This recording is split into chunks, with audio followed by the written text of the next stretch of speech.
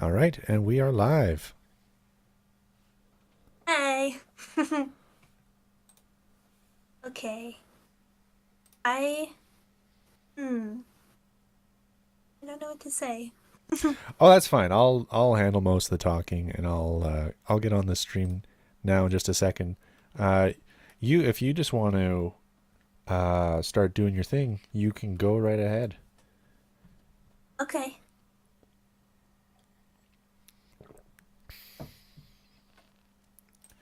and I'll get this link sent out to everyone. Okay.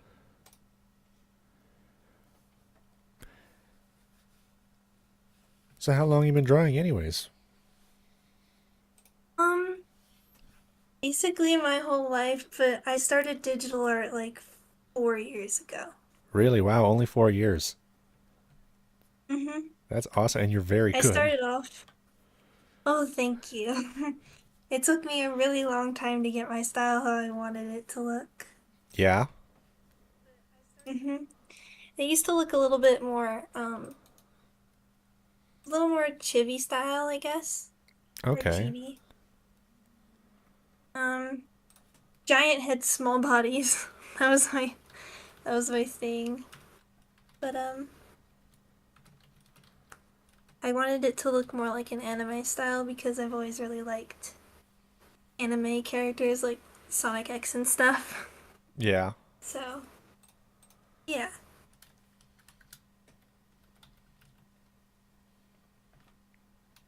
So, have you? Let's see. Has it always been like Sonic you've wanted to draw?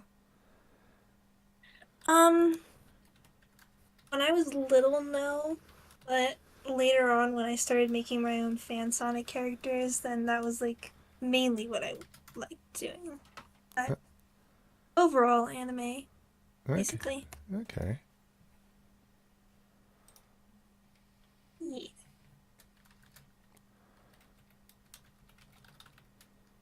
Mm. This was the first drawing I'd done of Eggman in like 3.5 years. Really?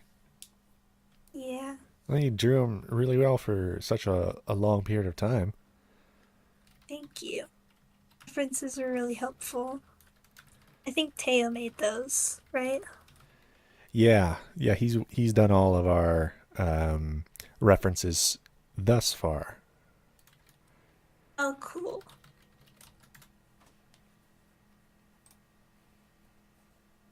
Well, I think.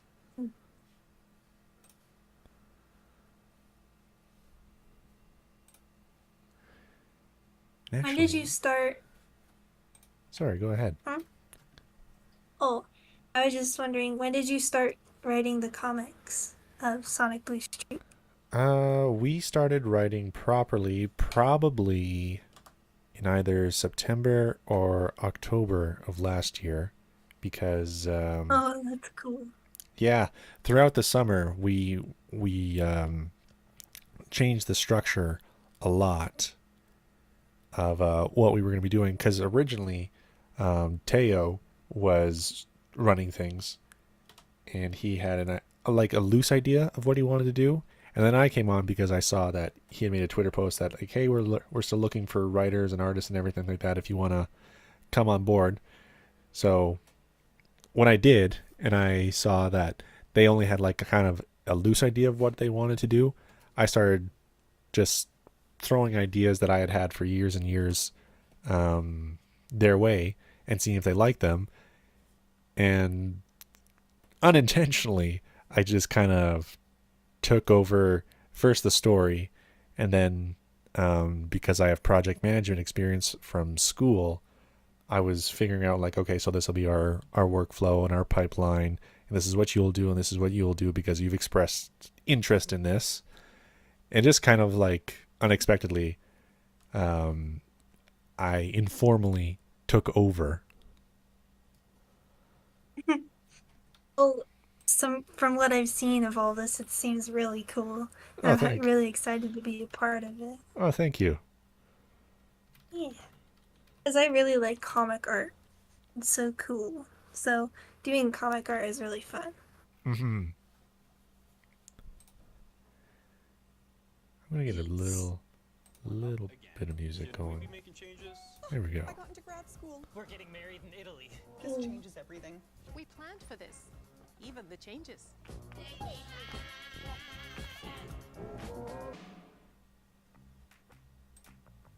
I gotta admit too, when you said yeah, I would love to come on board, I was really surprised because I thought, wow, you're pretty established. Thank It's you. got to be clean. Yeah. It's got to Well, be tight. I thought it would be really fun to be a part of something like that, like being a part of a comic team, and it would help me like learn to be in the community, right? The right word? Because I was kind of doing things mostly by myself before. And I did stuff with friends, but I never really like been a part of like an actual like team before. That's I thought it'd be, the. well, this would be a really cool experience. I keep cutting you off. I'm so sorry. No, it's okay. Yeah, I was gonna say that's like pretty much all of us from what I can tell. Figuring out how to best work together, and also how to, on my end, keep things equitable. Because one thing I've talked a lot about is snow, or I guess for all you guys listening, Sonic Blue Sonic #1. I'm gonna check because I don't want to get his name wrong, especially when I'm talking about him. Oh, Let's see here.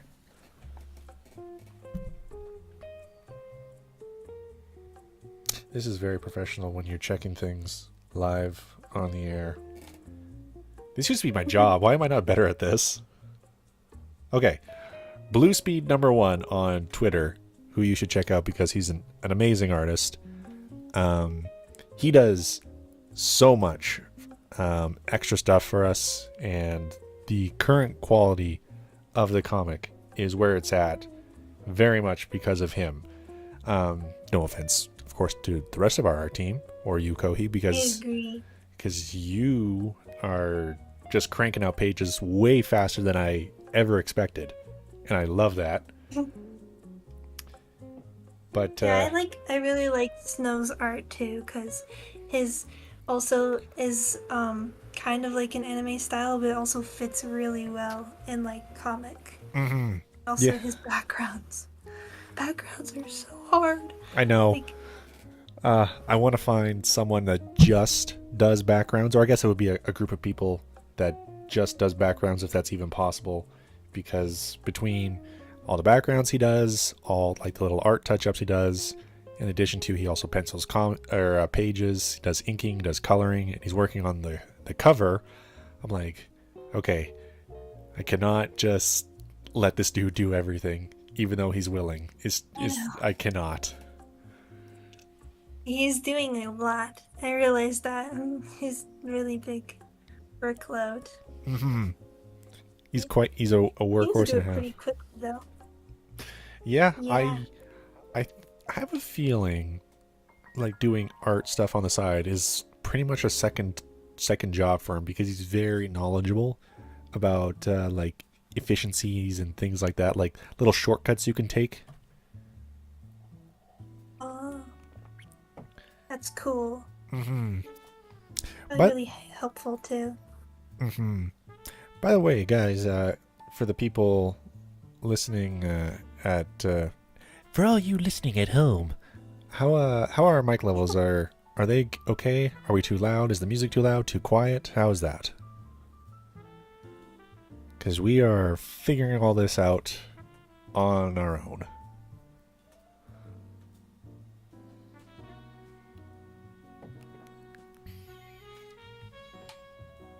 Just blasting cafe music. Yeah.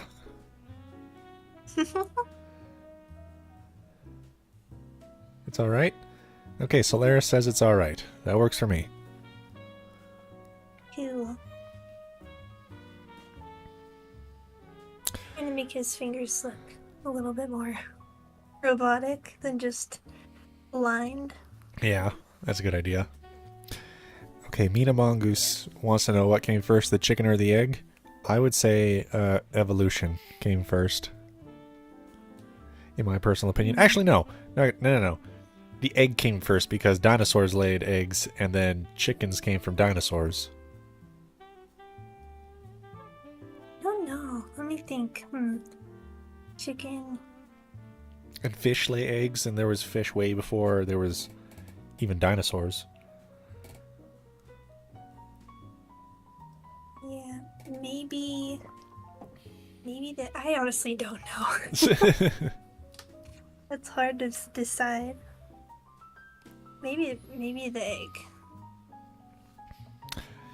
Yeah, I'm thinking the egg. Just because the egg is so much more universal. Unless the chicken. Unless God is actually a chicken. Yeah.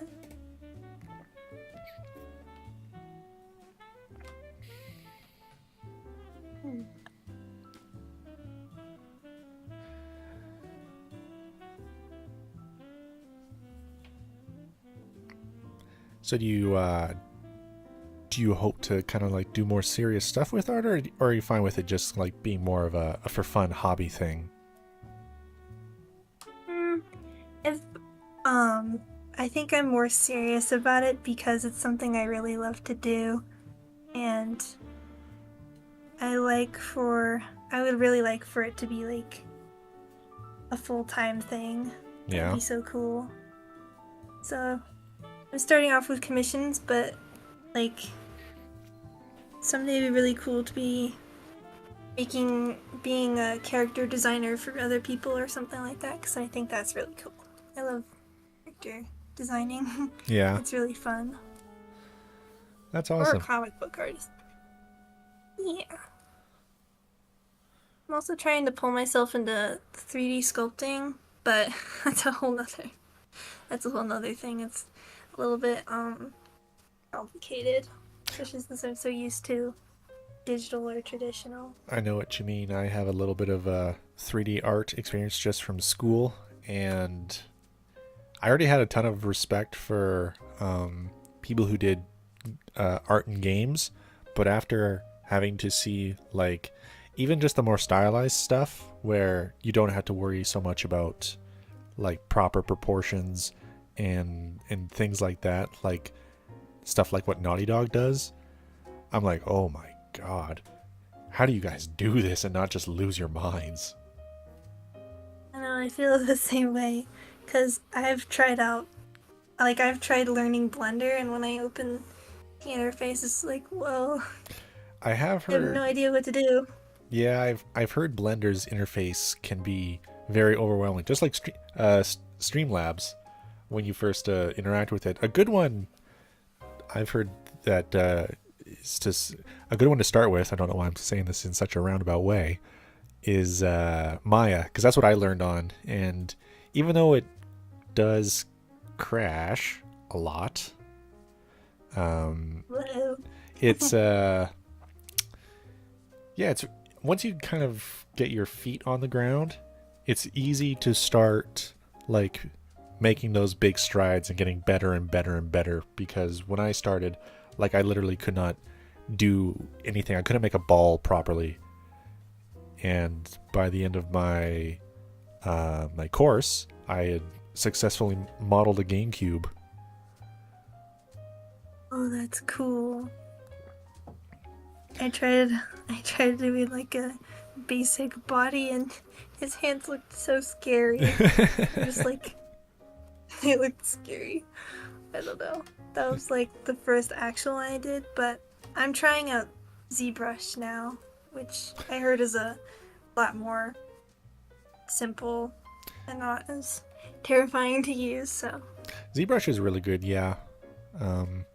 The funny thing about ZBrush, though, I can't remember what my art teacher said. It started out as a program for one thing, and just over time it informally became a 3D modeling thing. So it can do it, but it's not really built to do it.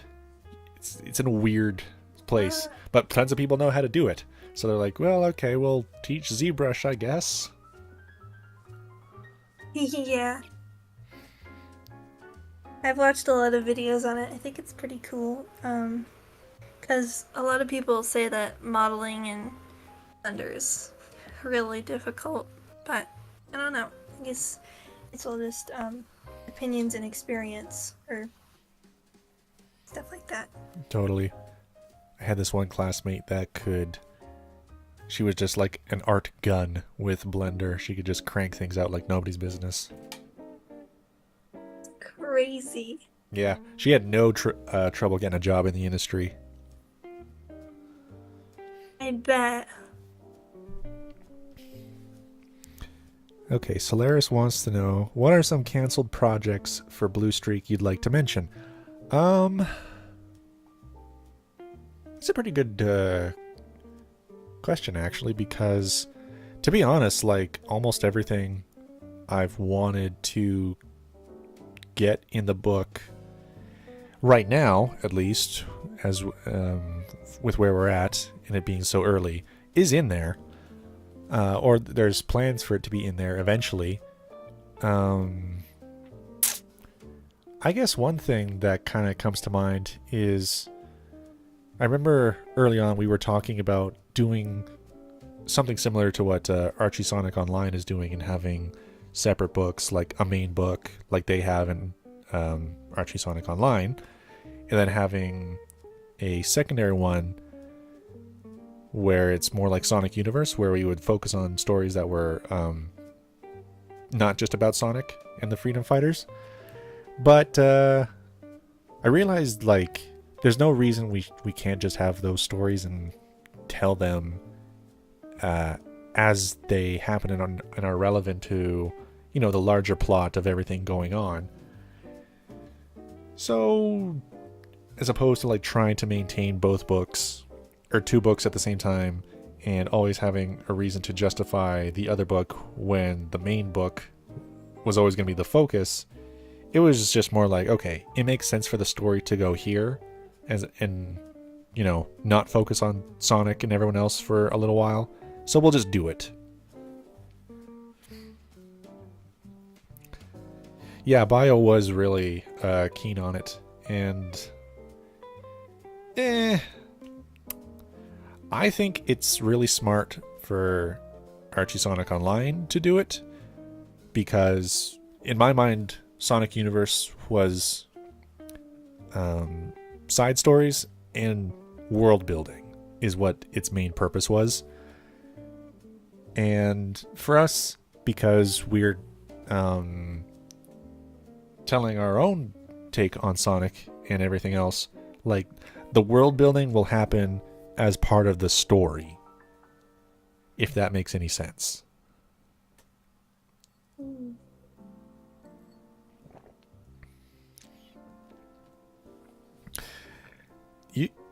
What was your prequel miniseries?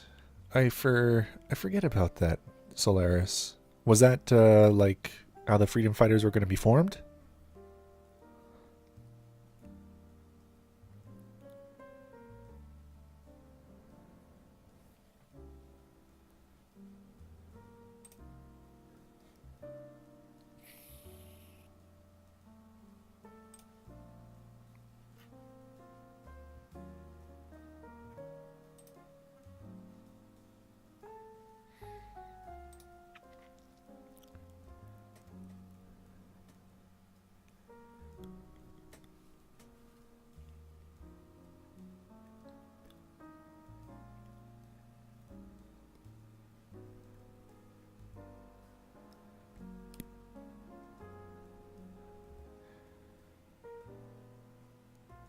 Okay. Yeah. I remember now. TBH, Garden and I have strongly thought about having a Sonic Universe style side comic. It's more just a question of when we do it and when we have enough staff and a pipeline to support 2 books. I mean, I've of course don't know what kind of conversations you and Garden are having, Sonny, but if you haven't already asked yourself this, I would ask yourselves why do the stories you want to tell in a Sonic Universe type secondary book, why can those stories not be told in the main book?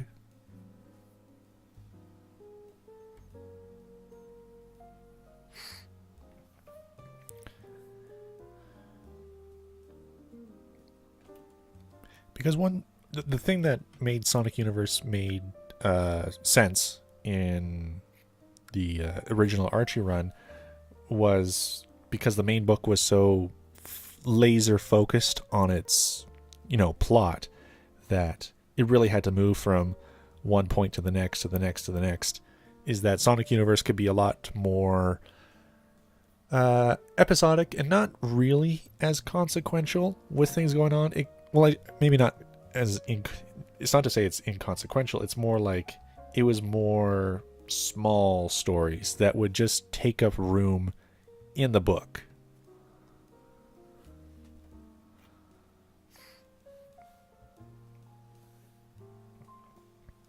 When did you start reading Archie, by the way, Kohi? Ooh. I don't think it was really a specific time. I just kind of seen a few dubs on YouTube here and there. I haven't actually, gotten into reading it, unfortunately. Oh, okay. That's interesting. I've never heard of someone getting into it through dubs. Yeah, it was more through dubs or some online, looking at Sonic art and then coming across some of the Archie stuff. But, yeah. I have watched a lot of IDW, though, so... Yeah, I gave IDW a shot when it was first happening, and it's not to say it's bad, but it's just so different from Archie, and that's really how I came to continue being a Sonic fan. That I was like, okay, this is very much its own thing. It's not for me. I'm looking for something else. So I think I'm just kind of done with being a Sonic fan, and that was I think when I was 20. I'm 28 now, and then somehow, I can't remember how anymore, but I found Archie Sonic online and heard that the first movie was pretty good. Got excited for the second movie, played Frontiers, and I was like, ah, crap, I'm a Sonic fan again, and I want to read the comic book.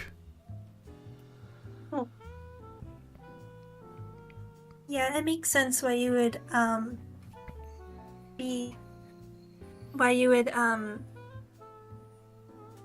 what's the word? Well, what is it, bothered because of the IDW being so entirely different? Bothered is a good way to describe it. Yeah, Archie Sonic was just so different. I like how things didn't just happen in a vacuum. They spilled out over time, and everyone would have to deal with them. And there's nothing to say that it's really not to say that IDW is bad by not being that way. Yeah, it's just not what I'm looking for. Yeah, that makes a lot of sense. Well, I'm glad.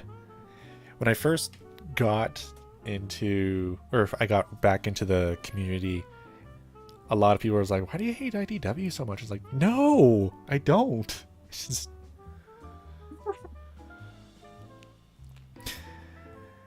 It's a fair question, and my thought was so it could follow sidecasts like Starwolf, Silverwings, Bill, Cat, Randorn, etc. I also made a video about how to get into Archie Sonic. Hope you don't mind me mentioning. I very much mind, Banjo. Why would you do that? No, it's okay. That's fine. Following sidecast, yeah. Sorry? Oh, never mind, it was nothing. I was thinking a side joke to what you said.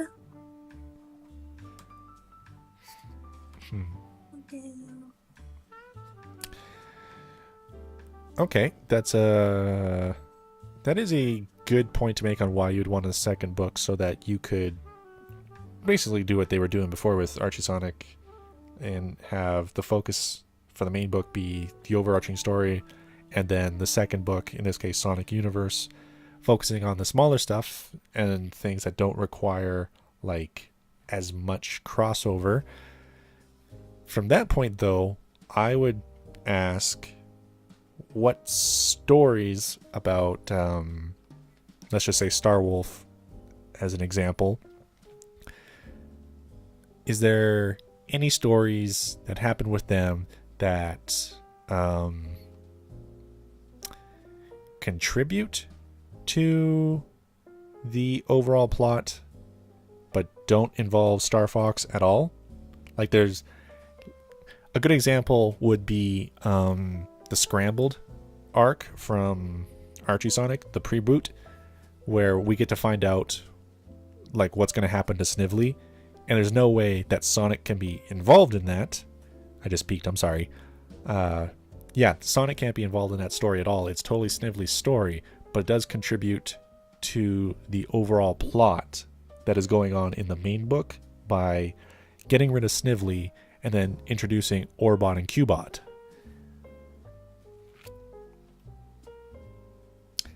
So what you want to do is you want to ask yourself, is there any stories I could tell for Star Wolf or for Farah that are like that?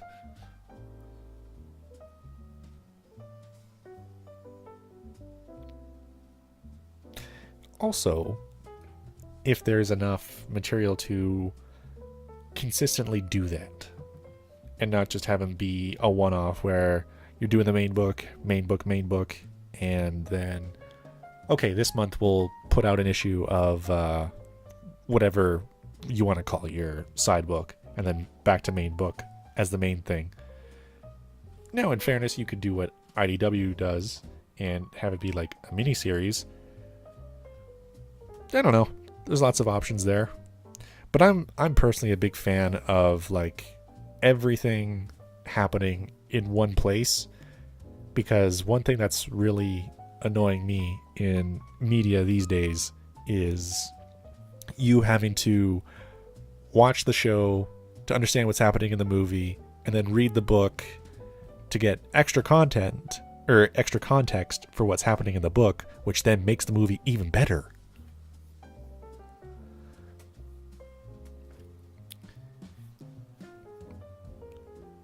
Yeah. Spreading the story, the necessary story, out into different forms of media and different areas where the story lands, I'm not a big fan of that.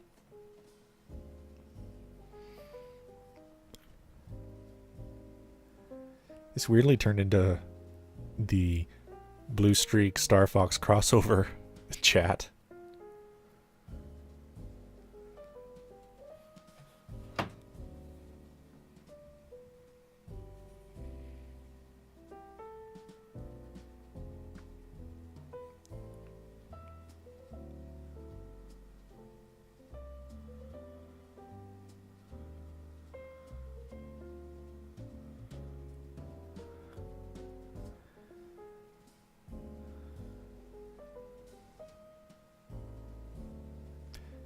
Indeed, I have a couple of ideas. I know Garden already has expressed the idea of an arc focused on Wolf, along with the subplot on his childhood, something like Sonic Universe's Shadow Saga.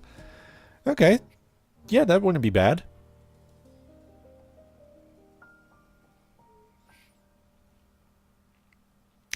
I am not surprised to know that you have other ideas that extend beyond the main plot. I will say, though, there is something to be said about revealing too much about characters and the world, because there's a lot to be gained by having open questions that people can speculate about. That's one thing I think Star Wars is running into right now, where they're mining everything that can be gained from the Skywalker saga and kind of spinning their wheels a bit.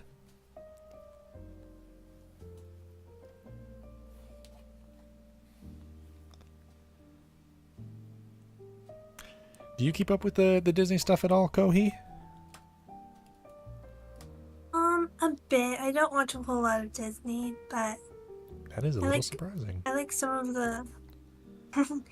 Well, I've seen a lot of Disney, but I've just been I'm just not like a mm, You're not not like like a hooked Disney on fan it? necessarily. Yeah, yeah. Okay. I'm more of an anime kind of. All right on. So I'm I really guessing. like Oh, sorry. Oh, it's okay. You go ahead. I was just gonna say. So I'm guessing like you're probably a big fan of Ghibli. Yes, I was going to say that. Oh, right on. We're on the same page. I love the Ghibli movies. They're so fun. Yeah. What's your favorite? My Neighbor Totoro. Aw. You know, I haven't seen that Yeah. one yet. You have to watch it. It's so good. I'll get on it. Hey, Yeah, the one that I've seen that was. movie. Sorry? You go ahead. It's okay. I'm sorry I keep cutting you off. I swear it's not on purpose. No, it's okay. It's probably just lag on the audio. Yeah, probably. I was gonna say, my favorite always bounces back and forth between Kiki's Delivery Service because it's just so it's magic. I love it so much, and Castle in the Sky because it just never ends. Yeah. I really like Kiki's Delivery Service too. Yeah, The Cat's Return is also pretty good, and I already said My Neighbor Totoro. Ponyo's really good too. Also Princess Mononoke. yeah. Mononoke was great. They're really good. Yes, I love that. My a few of my American friends because I'm Canadian. We had a Ghibli night when I last visited them, and the movie they insisted we watch first was Mononoke, and my one buddy is not a super emotional guy. He's pretty calm and collected, but whenever the main character, I can't remember his name at the moment, but whenever he said I want to see the world through eyes without hate or something along those lines, I could see him just like beaming because he loved that line so much. And it's a good line. It's cool. Yeah. I haven't seen the movie for quite a few years, so I don't remember a whole lot. But it was a really good movie. Yeah, it was. And this might land me in hot water, but when I caught The Boy and the Heron in theaters, I gotta admit I was not as pleased with it as I was hoping I was gonna be. Really? Yeah, and it's not because it's bad by any means. I mean, it's still Miyazaki doing his thing and making an amazing movie. It's just like, unlike a lot of his best movies, until the very end, I knew exactly where the movie was going within 25 minutes. But in saying that, it was still very enjoyable. It just didn't engage my imagination. You know what I mean? I feel like I'm talking smack about the movie, but I really liked it. Yeah, I actually haven't seen that one. I've only ever heard of it, but yeah, it seems pretty interesting. I'll have to see if I can check it out sometime to It's worth watching just actually be able to have an opinion. Yeah, it's worth watching just to hear Robert Pattinson as the Heron. Ooh. That's cool.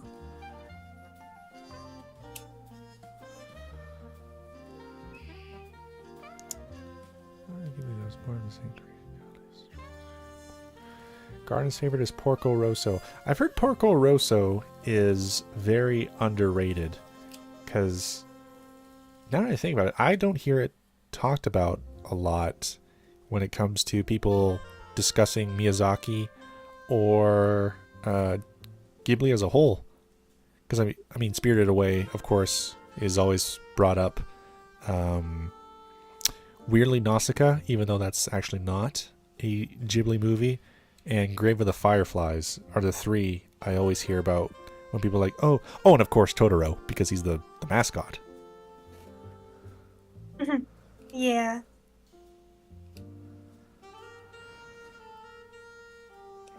I actually haven't seen Porco Rosso either.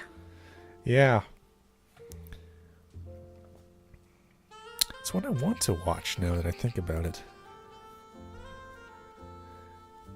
Another one is Whispers of the Heart because that was directed by the guy that was supposed to succeed Miyazaki as like the visionary of Ghibli, and then he passed away from a heart attack like I think a month before the movie came out. Oh. Yeah, and apparently it's just amazing too.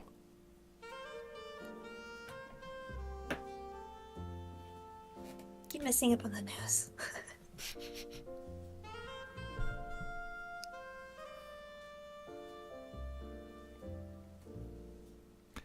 I did watch Evangelion. Actually, my introduction of Ava was end of Evangelion. That's one of those like pillar anime I haven't seen yet, and I actually don't know if I want to watch it because it's become a little too hyped up for me. It's impossible for it to live up to my expectations now. Have you seen Up on Poppy Hill? I think I started Up on Poppy Hill when I was a teenager, and because I started it so late at night, I think it was like 2 in the morning, I fell asleep within like 30 minutes, but I remember really liking what I saw. It's a good movie. Yeah? Yeah, I think that one's probably one of my favorites. It's really interesting. I might have There are a that. few plot twists. Oh, really? Oh, I like plot twists. Yeah. I might have that on DVD now that I think about it. Maybe I have to dig it out. Ooh. Oh, I thought it was called Puppy Hill.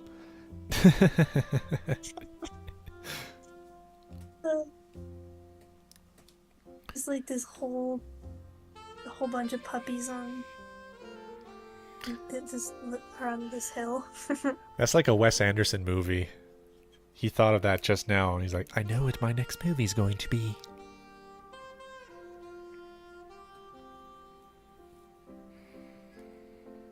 Okay, this is totally random because it has nothing to do with like the anime discussion we're having, strictly the movie.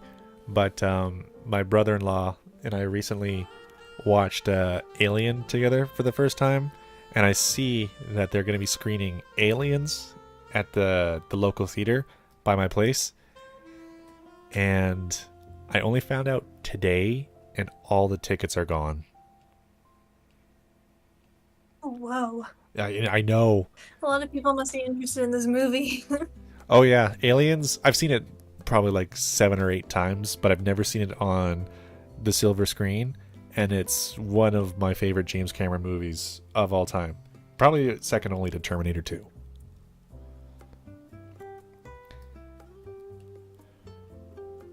And I know my brother-in-law would just go crazy over it.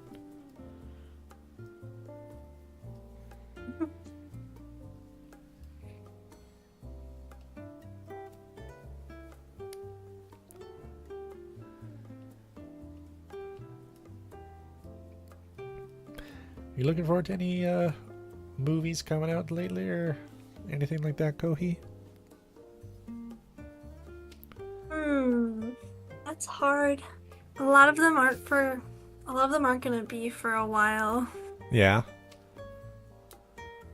Yeah, I am excited about the Sonic movie 3. It seems really interesting, especially since Keanu Reeves will be voicing Shadow. Yeah. Everyone who's here right now has already heard me groan about this, but I'm not into that. How come? Is his voice like too deep and gruff, do you think, for Shadow, or I don't know.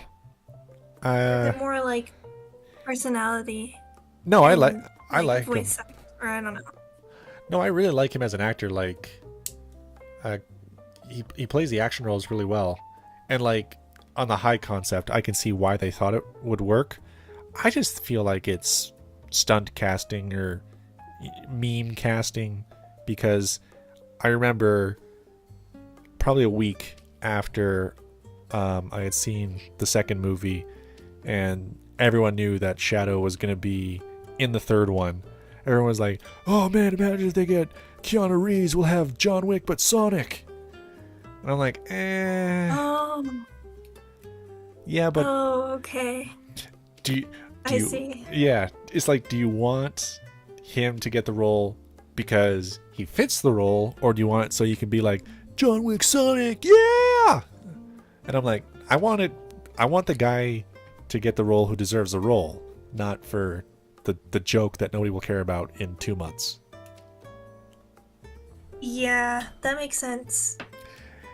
Now, in saying that, I'm particular about that kind of stuff because I'm very much a movie buff, and weirdly I've liked the Sonic movies a lot more than I ever thought I would. So who knows, maybe he'll actually crush it.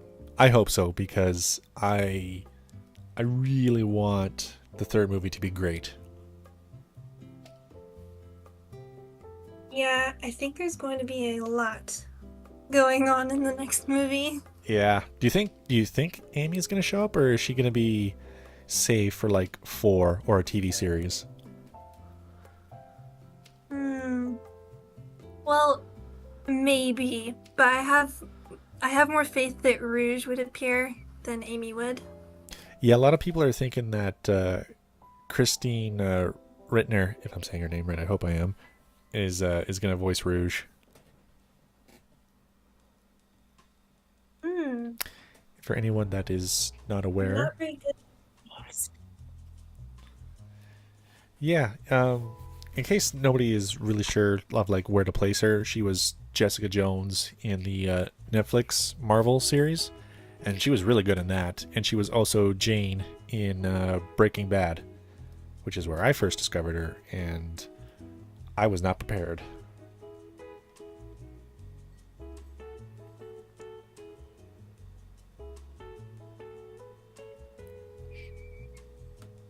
I don't know. I might have seen her in the Marvel thing before because I've seen a lot of Marvel stuff, but I don't know if I actually remember her. That's fine. Yeah, she's one of those actresses that's really struggled to find her breakout role. I was really hoping Jessica Jones was gonna do it for her, but aside from that, I don't know if she's really had like a really big, notable role, which is unfortunate because she's very talented. Yeah. Man, Breaking Bad was so good. One of my all-time favorite TV shows. I'm watching it for the first time right now, and I've just started season 3. Oh man, what an end to season 2.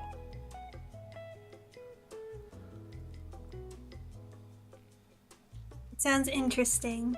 It is. It's got a great hook, and then it comes up with another great one out of nowhere that you didn't see coming. Like, do you mind if I just kind of like tell you a little bit about it? Sure. Okay. So I mean, like, I don't mind. You can tell me. Okay. I don't like talking people's ears off about things they don't really care about. I'm interested. Okay, cool. So,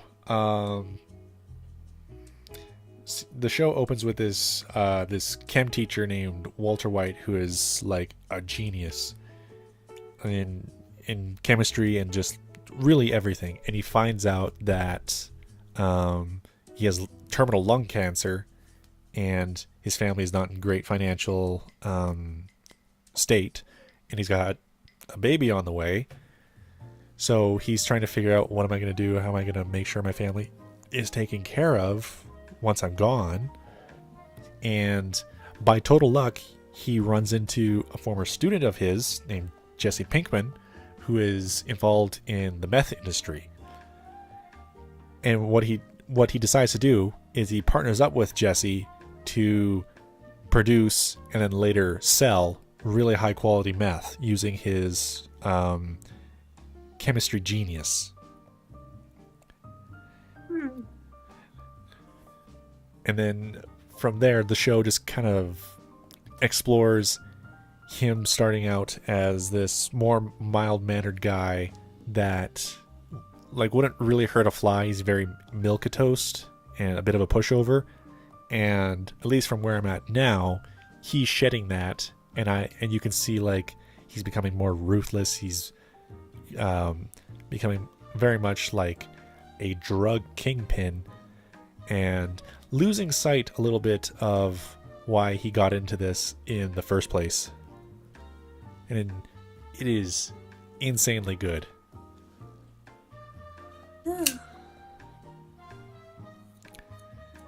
I've heard, Interesting. yeah, and I've heard Better Call Saul is great as well, which is a spin-off of it that focuses on Walt's lawyer before he got to know Walt.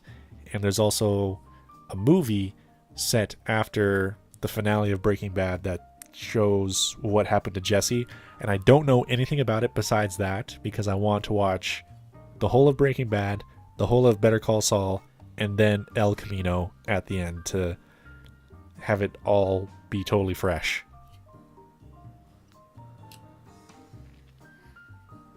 Nice. That's cool. Yeah, it's one of those shows that someone like me who's a writer loves, but then also hates, because it's like, why didn't I come up with this? This is so elemental, and it was just waiting to be made. Yeah. Yeah.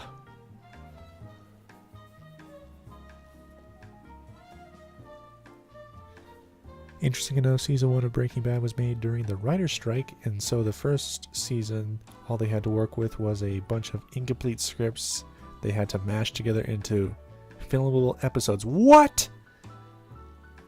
That is crazy. I've heard a lot of people say season 1 is the weakest, which is, the case for many shows, so that's not really a knock against Breaking Bad. But man, even the first season I would say is pretty strong.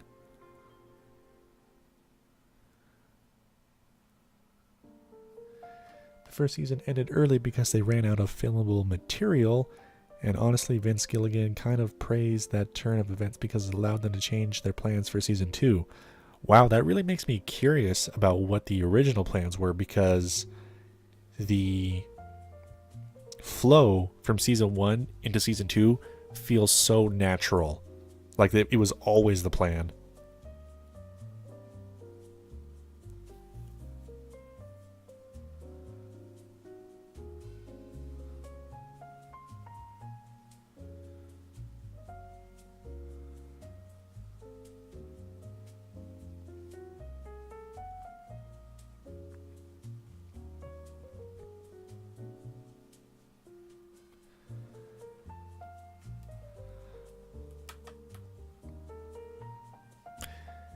It does go to show, though, how not being so super married to what you want to happen and being open to things pivoting based on just whatever kind of circumstance or development can be better.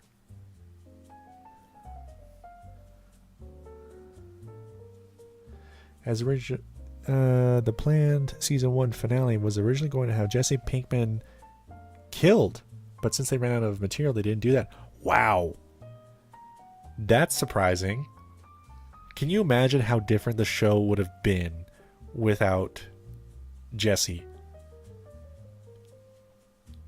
Like, that seems like a terrible idea. I can't believe they actually had that as the original plan, because who would Walt like bounce off of? And the staff liked Aaron Paul so much that they scrapped the plans of killing him. A similar thing happened with Steve on Stranger Things. He originally was actually going to be a bit of a scumbag, but because Joe Carey or Kiri was so likable and gave such an earnest performance, they decided to make him a good guy that was running with a bad crowd and give him a bit of a redemption arc and keep him around for longer. Two instances where the actor being likable made the show better, which is crazy. Joe Keery is a really good actor. I really liked his character as Steve in Stranger Things. Me too. I was not expecting it because they did a really good job of making us like Jonathan and not making us dislike Steve, but kind of hinting that you're not supposed to like him. But it's, yeah, he totally salvaged that. Yeah. I actually thought he was going to get the Human Torch role, although I'm glad the guy who played Eddie Munson got it, because he's a great actor too. I'm really excited to see what he does moving forward.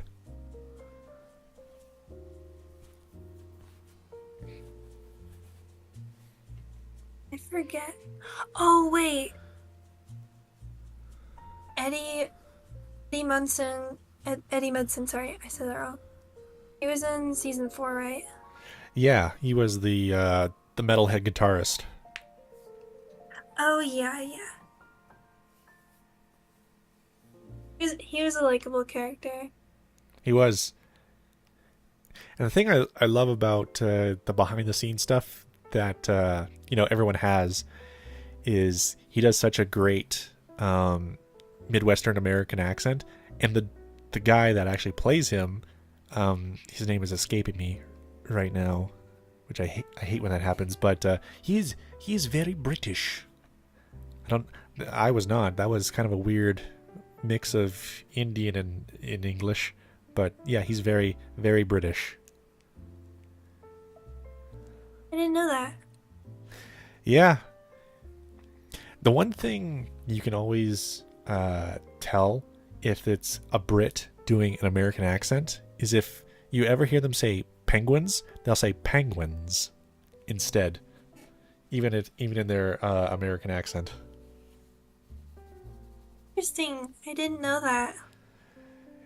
Yeah, it's just one of those Funny words. Sorry? Oh, I was saying it's interesting that it's just like penguins. That's so random. Yeah, it's something about just the quote unquote shape of the word that brings out the Britishness in them. Penguins.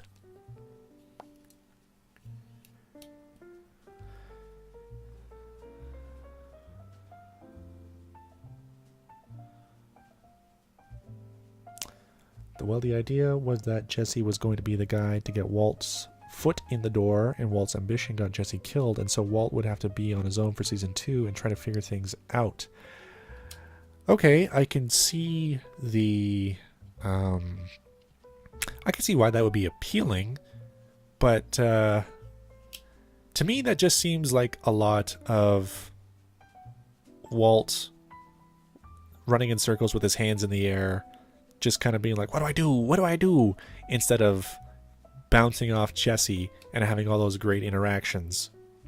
It would feel too soon to have that plot point work out, because from what I remember of season 1, Walt didn't have all that crazy of ambitions. Now, if that had happened at the end of season 2, possibly. I only say that because that's all the seasons I've watched up to at this point. It would have been stronger, because you can tell that Walt is starting to do this more for himself than his family. So if you could have like the theme of selfishness versus selflessness, and Walt is dipping more into that, and the ultimate consequence is that Jesse being killed is the universe saying, hey, stop this. With that being said, I think having Jesse around is absolutely the right call to make. Jane dying, that was tough. That's kind of spoilers, so sorry.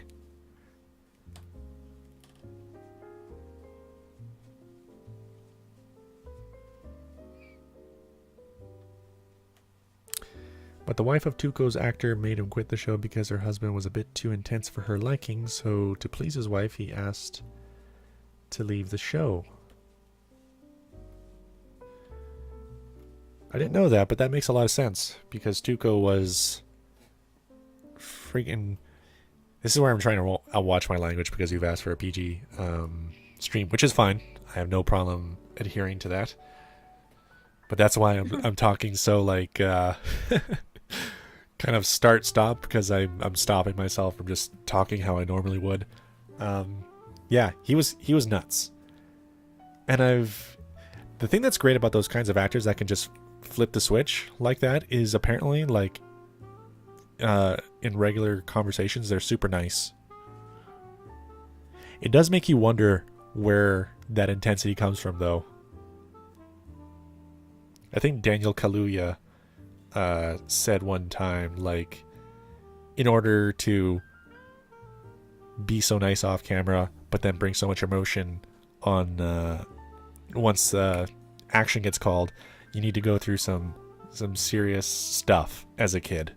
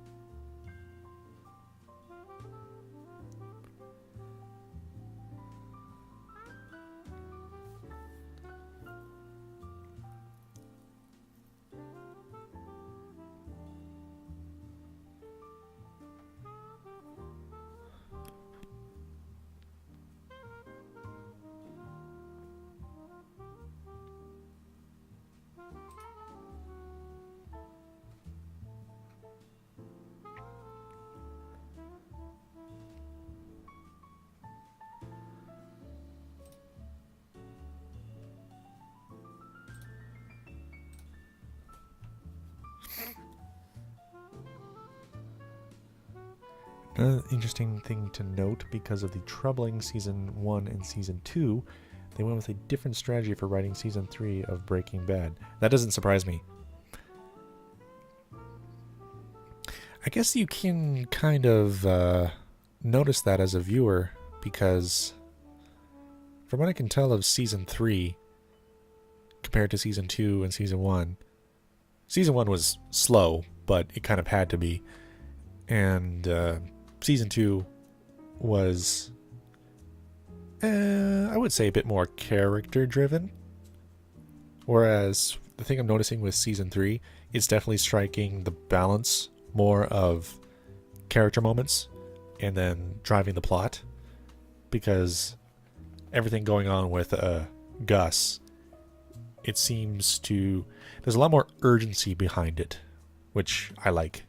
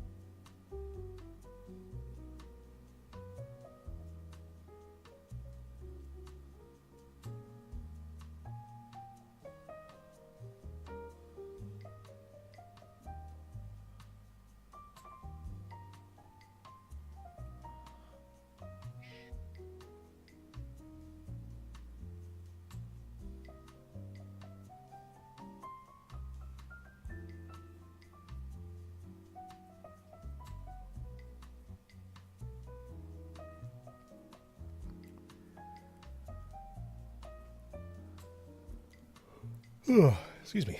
Okay, for season 3 and 4 of Breaking Bad, instead of pre-planning stuff, they wrote instead episode by episode. That's interesting, and sounds like those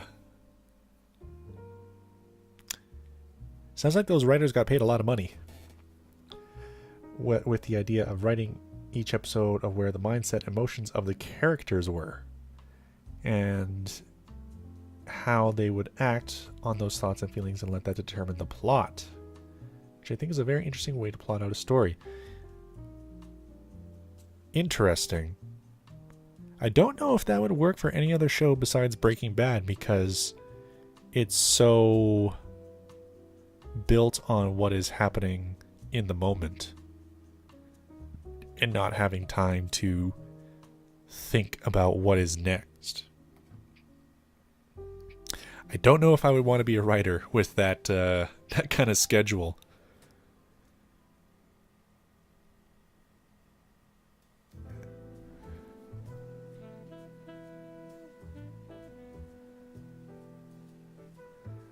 Wrote episode by episode. Oh wait, no, I'm thinking of this as like the stupidest way you can make a TV show. Actually, this is pretty smart. Yeah, for some reason I thought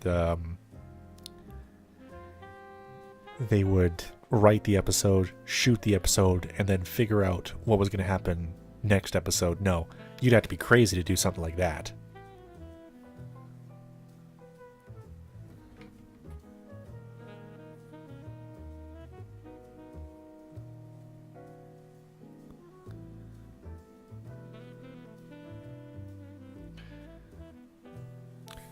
So you said you wanted to be like an artist and a comic artist, or like a character designer. Is there like certain stories that you want to tell in like a comic medium, Kohi? Do you mean my own, or for like another company? Or... I did mean your own, but if there was like, if you ever wanted to work on Spider-Man, for example, is there anything like that you aspire to? Well, I have been working on my own fan Sonic series as well, Right. with my friends, so mainly that. But if I was to do another, it'd be cool to do DW one day. That would be so cool. But since I'm not entirely sure, I'd probably come up with like another story that I'd be able to build off of. Because I do like writing. It's really fun. Mm-hmm. I gotta say, Like, oh, sorry. oh no, please, you say what you were going to say. Sure. I was just gonna say I have found writing for this where it's writing a script for a comic is a lot more like giving instructions, as terrible as that sounds for the artists, rather than trying to build the mood and atmosphere yourself just as a writer. And with prose, I like writing way more than I have in the last few years.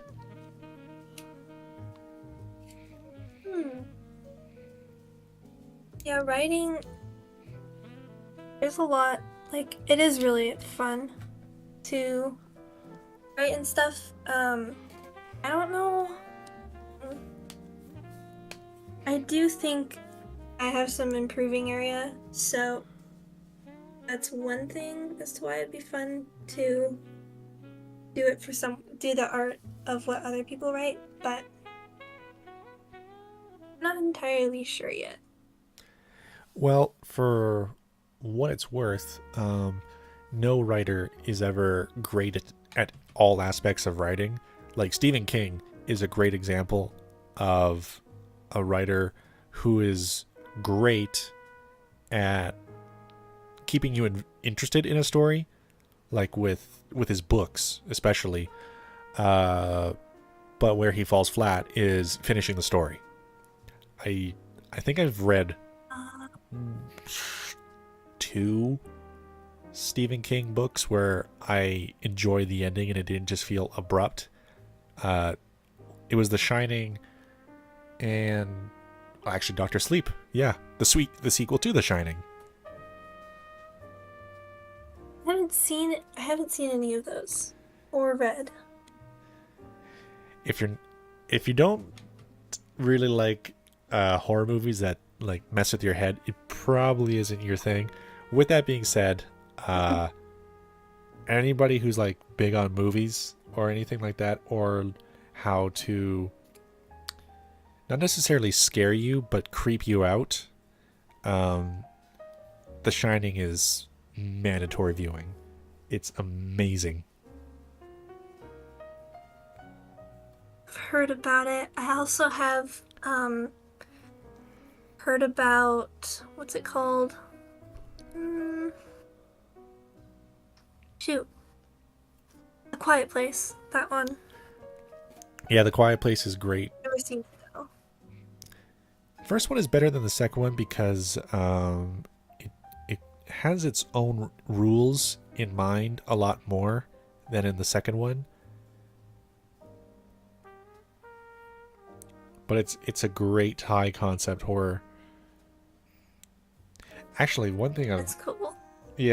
one thing I've learned makes really good horror movies is if you make it dangerous to perform an action that normally you do without thinking and is kind of like necessary for day-to-day, well, like just moment-to-moment activity to be facilitated. Like A Quiet Place is one where you can't make noise, even the most like barely audible noise, because it could result in bad things happening. Another one is Don't Breathe, where also you need to be very quiet, but you have the added thing of like a lot of the time the main characters can't see around and they're unfamiliar with the setting, whereas the threat is very familiar with where things are and how to get at you. There was another one, Yeah. I can't remember what it was, that had a similar like approach to that, and I'm just trying to think of what it was.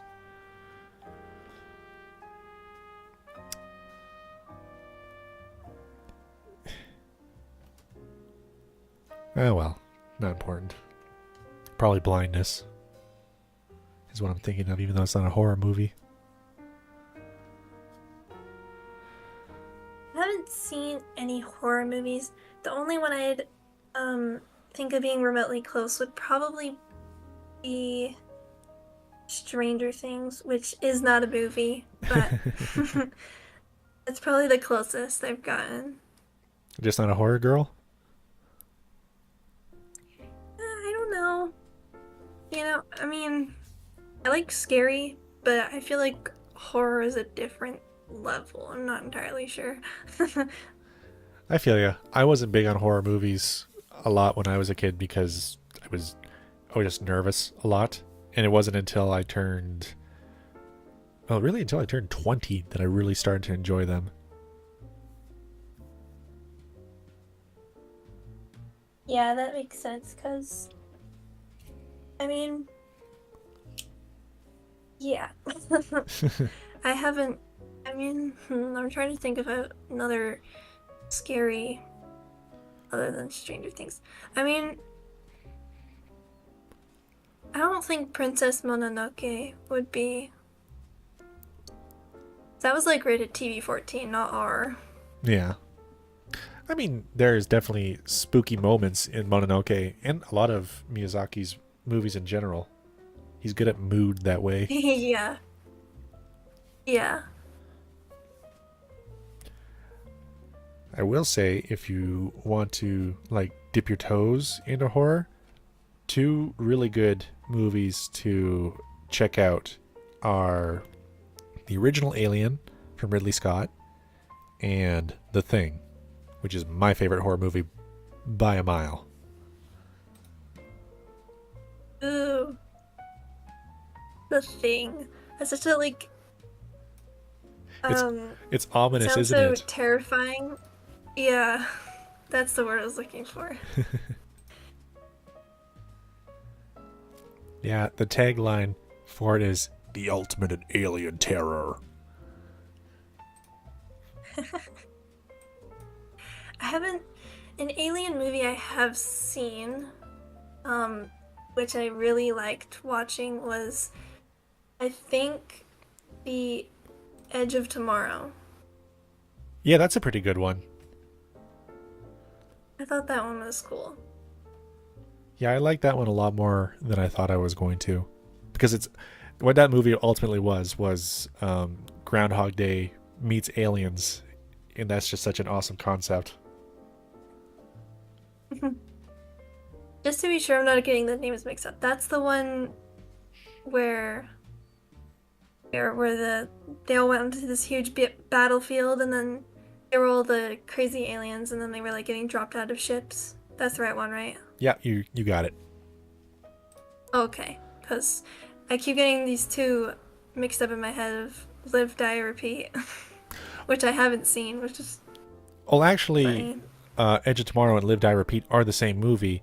It's just that Edge of Tomorrow didn't make a lot of money in ticket sales, so when they released it for home media, they emphasized the tagline, which was Live Die Repeat, more than Edge of Tomorrow. It was really weird. That is weird. I did not know that at all. Yeah, I've never really I totally seen. thought they were just. Sorry. I totally thought. No, it's okay. I just totally thought they were completely different movies, and I kept getting their names mixed up. It turns out they had two names all along, so. In the end, I wasn't necessarily wrong Exactly. every time that I got them mixed up.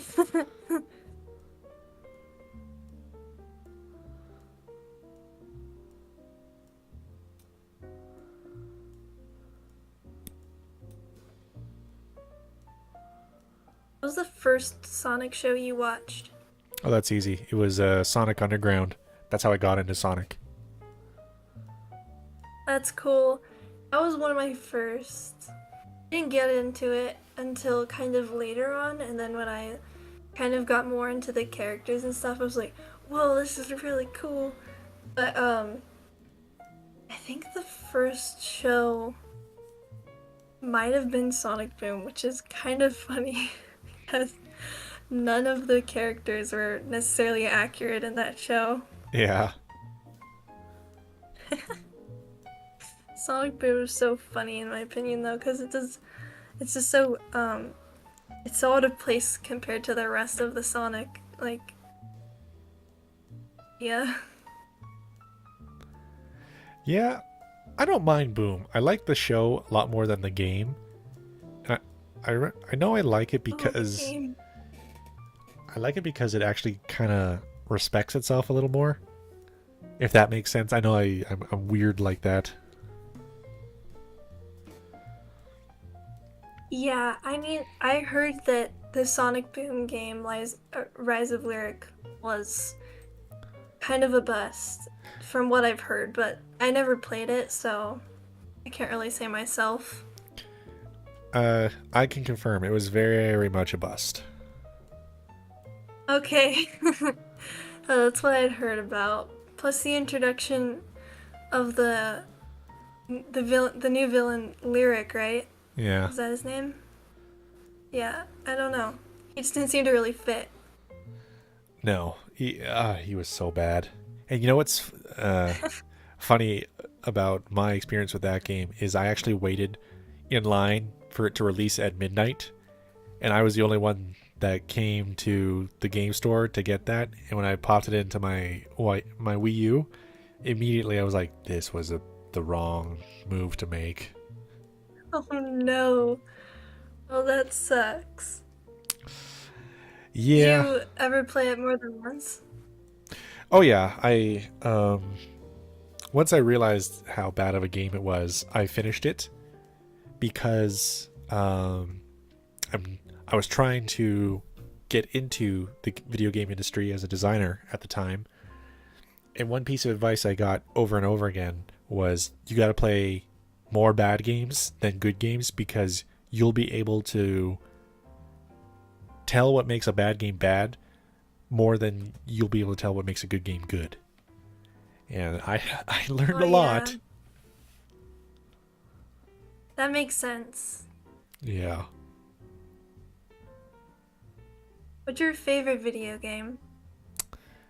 Favorite video game would be Wind Waker, Legend of Zelda Wind Waker, because it's the first video game that was ever mine that I got for Christmas, and it was from my Nana, my grandma on my mom's side.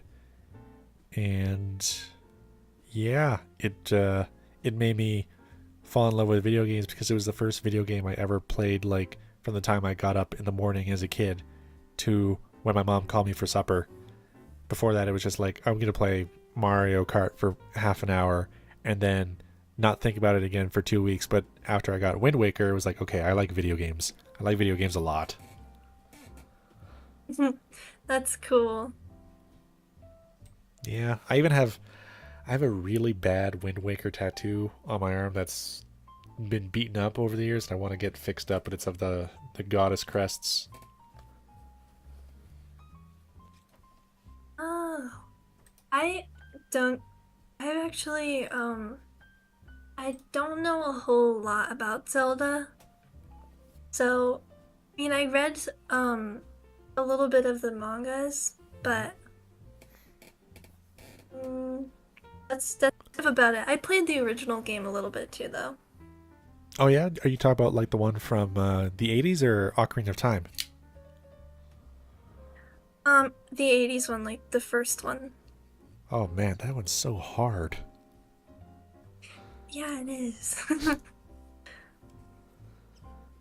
Have this thing where you can play a lot of the really old video games, like a lot of the original ones from Nintendo. Hmm. So it's pretty interesting. Nice. Yeah. Same question for you. What would you say is your favorite video game? Oh, um, I think I can pick one, but I have a lot of good memories with Minecraft. Oh yeah? Yeah, which is I just have played it a lot, and like even when I was a kid, so it was a lot of. It's a really fun game. Yeah, I especially like playing with my friends and stuff. I like that it's so creative, and you can like kind of do whatever you want in it. There's like practically no limits. That's awesome. Yeah, Terraria is also a fun game though. Which one? Sorry. Terraria. Terraria. It's like Okay. have you heard of that one? Yeah, I've heard people say it's essentially Minecraft but 2D. Yeah, kind of, and it's it's pixel. It's like more. Yeah, it's pixelated 2D, and it's only side scroll. Right. Yeah. Interesting. So. Yeah, it's fun though.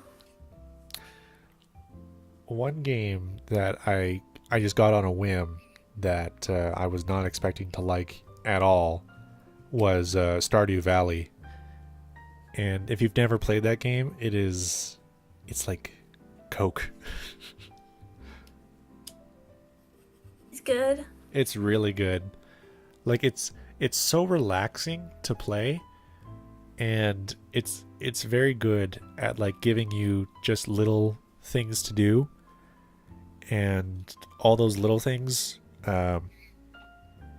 adding up to not just one big thing but a lot of big things, so that it's really like almost no matter what you do, you're accomplishing a larger goal. That's cool. I don't know if I've heard of that one before. That's pretty I'll have to surprising. look it up. Yeah, I think. Maybe. Sorry. Well, I was just saying maybe I have. I'm not very good with names. I think you'd like it though. Like it's so relaxing and just chilled out compared to like most video games out there, and it's really easy to wrap your head around like what you're supposed to do, and in case you get bored of doing one thing, you can just do something else. That's cool. Is it more of like a? Is it like a more of a visual game than like? I don't know. I guess what I'm trying to say is it like especially visual. I would say so, yeah. Like it's not very text heavy or anything like that. That's cool. Yeah. I'm just realizing you're probably done inking, aren't you? Yeah, Ah, okay. I did. Well, I mean, yeah. Thank you, everyone that tuned in. We're gonna try and do more of these. Yeah. If there's things we can do better or improve upon or anything like that, please let us know. And I just realized we should probably include a link to the server in case people want to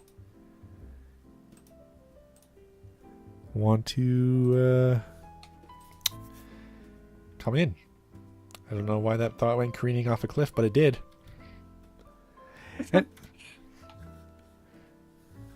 anyway, yeah, that's it for the stream. Thanks again, everyone.